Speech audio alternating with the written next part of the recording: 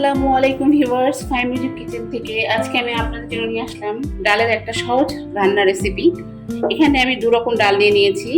এখানে মসুরি ডাল নিয়েছি হাফ কাপ এবং 1 মুঠ পরিমাণ মুগ ডাল নিয়েছি। এই দুইটা ডাল মিশ্রণ করে এবং সাথে আমি দিব এবং একটা আলু কেটে রেখেছি। এই আলু দিয়ে ডালের একটা রান্নার রেসিপি দেখাবো। আসুন আমি ডালটা আগে পরিষ্কার করে ধুয়ে নেই। ধুয়ে আমি ডালটা 5 মিনিট ভিজিয়ে রেখে তারপর রান্না করব। এখানে আমি একটা প্রেসার কুকার নিয়ে নিয়েছি, সেখানে আমি ডালটা আগে দিয়ে দিচ্ছি। ডালটা আমি দিয়ে দিলাম। এখানে একটা আলু এভাবে কেটে রেখেছিলাম। এখন আমি এর মধ্যে কিছু মশলা দিব। প্রথমে দিয়ে নিচ্ছি আমি স্বাদ মতো একটু লবণ এবং হাফ চামচ জিরার গুঁড়া, দিয়ে দিচ্ছি 1 চামচ শুকনো মরিচের গুঁড়া এবং হাফ চামচ হলুদের গুঁড়া, দিয়ে দিব 1 চামচ আদা রসুন বাটাটা দিয়ে দিলাম। এরপর আমি দিয়ে দেবো এখানে কিছু কাঁচামরিচ। এখানে আমি একটা বড় পেঁয়াজ কুচি করে রেখেছিলাম, সেই পেঁয়াজটা দিয়ে দিলাম এবং অল্প একটু রসুন কুচি। তারপরে দিব এখানে একটা টমেটো কেটে রেখেছিলাম এভাবে ছোট ছোট করে, সেই টমেটোটা আমি এটার ভিতরে দিয়ে দিব। বাগার দিব। এখানে আমি 1 টেবিল চামচ তেল দিয়ে দিচ্ছি।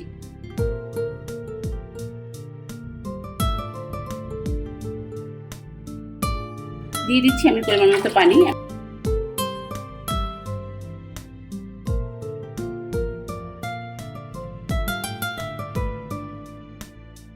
ডালটা আমার সিদ্ধ হয়ে গেছে।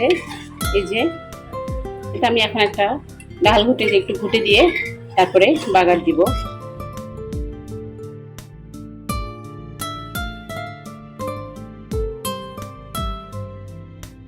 ডালটা আমি এই হাঁড়িতে ঢেলে নিলাম।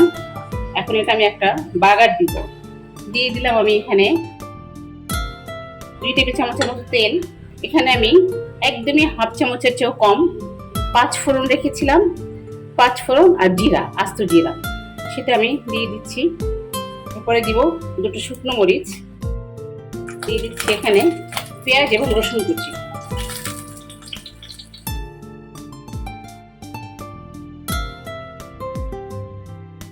আমার বাগারটা হয়ে গেছে।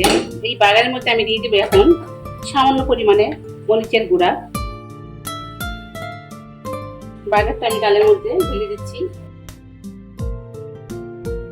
ধনে পাতা কুচি করে রেখেছিলাম, এই ধনে পাতাটা দিয়ে দিচ্ছি। তাতে একটু ঘন করে রান্না করছি, সেজন্য আমি এখানে দিয়ে দিচ্ছি 1 টেবিল চামচ ঘি। হয়ে গেল আমার আলু দিয়ে ডালের একটা রেসিপি। আর আমার রান্না যদি আপনাদের ভালো লাগে তাহলে অবশ্যই আমার রান্না একটা লাইক এবং শেয়ার দিবেন এবং আমার চ্যানেলকে সাবস্ক্রাইব করে আমার পাশে থাকবেন। এতক্ষণ আমার সাথে থাকার জন্য আপনাদেরকে অনেক ধন্যবাদ। আসসালামু আলাইকুম।